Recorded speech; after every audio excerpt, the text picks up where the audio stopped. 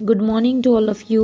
कैसे हो आप सब लोग। तो इस वीडियो के अंदर पॉलिटिकल साइंस का सेट 2 हम लोग जो है वो दोबारा से सॉल्व करने वाले हैं। ओके, और आप लोगों का जो मेन तरीका है ना बेटा, किस तरीके से होना चाहिए पढ़ने का, क्योंकि क्वेश्चंस तो बहुत सारे हैं और इनमें कॉन्सेप्ट्स भी अनगिनत हैं। तो आप लोगों को जस्ट देखो, अगर आप इस तरीके से 4 पेपर मैं आप लोगों को देने वाली हूँ, इनमें से अगर आप 4 पेपर के एक पेपर के अंदर अगर 40 से 50 क्वेश्चन भी लगा के चलो कि MCQs भी हैं, 30 क्वेश्चन लगा के चलो तो आपके 120 to 130 क्वेश्चंस कंप्लीट हो जाते हैं, राइट। तो यहाँ से आप लोगों की 70% बुक जो है वो ख़त्म हो जाती है अगर आप इतने क्वेश्चंस भी कर लेते हैं। इनसे मिलता जुलता जो आए उसको आप बना के दिखाएं। ओके, तो जो बच्चे मुझे कमेंट कर रहे हैं कि मैम सेम यही क्वेश्चन वहाँ देखने के लिए मिलेंगे, तो चांसेस रहते हैं कि मिले। ये भी तो चैप्टर्स में से ही है ना क्वेश्चन, बट ये कंडीशन रहती है कि कॉन्सेप्ट डिफरेंट ना आ जाए या इससे मिलता जुलता दूसरा कॉन्सेप्ट ना पूछ लें। तो इसलिए आप लोगों को थोड़ा लर्न होना चाहिए, ओके, पता होना चाहिए। फर्स्ट क्वेश्चन इज भारत का आयरन मैन किसे कहा जाता है? तो सरदार पटेल जी को भारत का आयरन मैन कहा जाता है। Who is the known the iron man of India? भारतीय निर्वाचन आयोग की स्थापना कब की गई थी? इलेक्शन कमीशन जो है वो कब सेट हुआ था? तो 1950 जनवरी में। ओके, कौन सा वैश्वीकरण का उदाहरण है? Example of globalization. तो इसका जो है मैकडोनल्ड जो है वो इसका एग्जाम्पल है, ठीक है। ग्लोबलाइजेशन मैंने आप लोगों को बताया था लास्ट वीडियो में, जब हम एक देश से बाहर के देशों में व्यापार करते हैं। ओके, नेहरू की विदेश नीति के प्रमुख उद्देश्य निम्नलिखित में से कौन से हैं? तो इसका आंसर आप लोगों का सारे वाला हो जाएगा, उपरोक्त सभी। 99% आंसर यही होता है जहां पर आपको ऑप्शन में उपरोक्त सभी दिख जाए। ओके, दल बदल ने अभिव्यक्ति को जन्म दिया। 5th क्वेश्चन जो है आप लोगों का यहाँ पर इसका आंसर हो जाएगा आया राम गया राम। ओके, इस अभिव्यक्ति को जन्म दिया था। कुछ बच्चे जो है मुझसे पूछते हैं कि मैम हमारा हिंदी मीडियम है, कुछ बोलते हैं इंग्लिश मीडियम है। तो बच्चे यहाँ पर हिंदी मीडियम इंग्लिश मीडियम दोनों में पेपर अवेलेबल है, दोनों में क्वेश्चन आंसर अवेलेबल है। सो आप जो मैं बोल रही हूँ उसके अकॉर्डिंग अपने मीडियम के अकॉर्डिंग कर सकते हैं। ओके, 6th क्वेश्चन, किस पार्टी ने हिंदुत्व की राजनीति की और हिंदुओं को संगठित करने की रणनीति अपनाई? 6th का आंसर जो है यहाँ पर भारतीय जनता पार्टी हो जाएगा, दैट इज BJP। सुना ही होगा, है ना। BJP से बिलोंग करते हो कि कांग्रेस से, या आप आम आदमी पार्टी के हो? निम्नलिखित में से कौन सा देश एशियाई देश नहीं है? तो यहाँ पर इसका आंसर जो है वो हो जाएगा रूस। ओके, नेक्स्ट 2004 के चुनाव के बाद भारत के प्रधानमंत्री जो हैं वो कौन बने? तो डॉक्टर मनमोहन सिंह जी जो हैं वो प्रधानमंत्री बने थे। तो आई होप आप लोगों ने देखा होगा, सिख कम्युनिटी से बिलोंग करते हैं वो। ओके, 1985 में सोवियत संघ की कम्युनिस्ट पार्टी के महासचिव कौन थे? तो इसका आंसर आ जाएगा मिखाइल गोर्बाचोव। ठीक है, ये क्वेश्चन जो है वो पिछले वाले पेपर में भी आया था, तो यह आ सकता है, याद कर लेना बेटा। ठीक है, भारत और पाकिस्तान ने सिंधु जल संधि पर हस्ताक्षर कब किए थे? तो 1960 इसका आंसर हो जाएगा।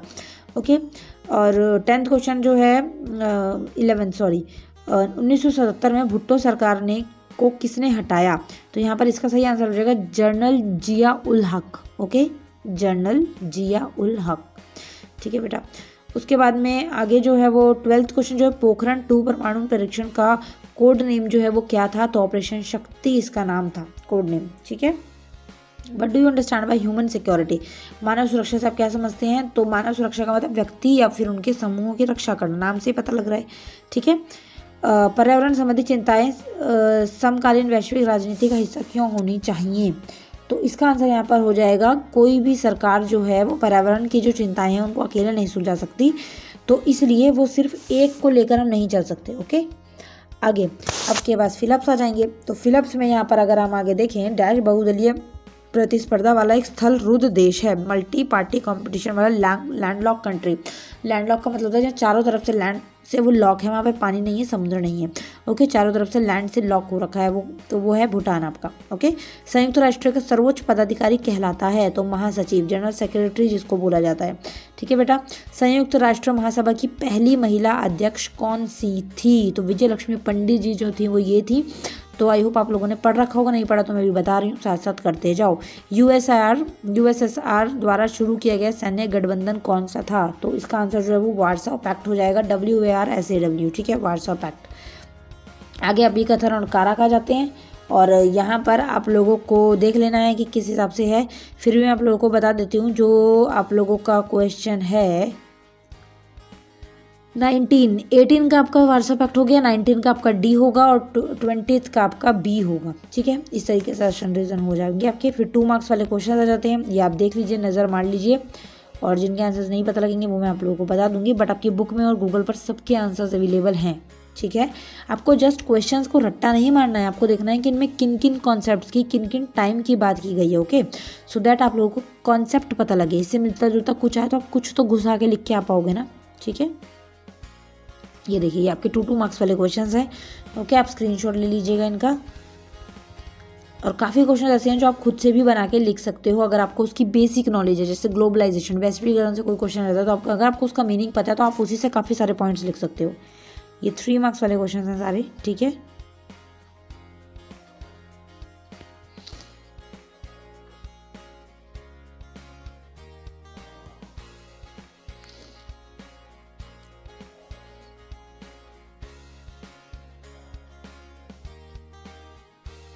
फिर ये आपका पार्ट डी हो जाता है, दैट इज़ लॉन्ग आंसर्स, जो कि 5 मार्क्स कैरी करते हैं। थोड़े बड़े होंगे जिनको देख के आपको हार्ट अटैक भी आ जाता होगा, मुझे पता है कि हाय राम इतने बड़े बड़े आंसर्स, बट उनको पढ़ोगे ना तो स्टोरी बेस्ड आंसर्स होते हैं। ठीक है, अगर किसी मूवी की स्क्रिप्ट लिखोगे तो वो भी तो 2 पेज की या 3 पेज की बनाओगे। ये अपने बारे में अभी मैं तुम्हें कहानियाँ लिखने के लिए दे दूँ, अपनी शेड्यूल लिखने के लिए दे दूँ, वो भी तुम्हारा 2 पेज का बन जाएगा। तो डरा मत करो, घबराया मत करो, जस्ट उनको देखा करो कि उसमें लिखा क्या है।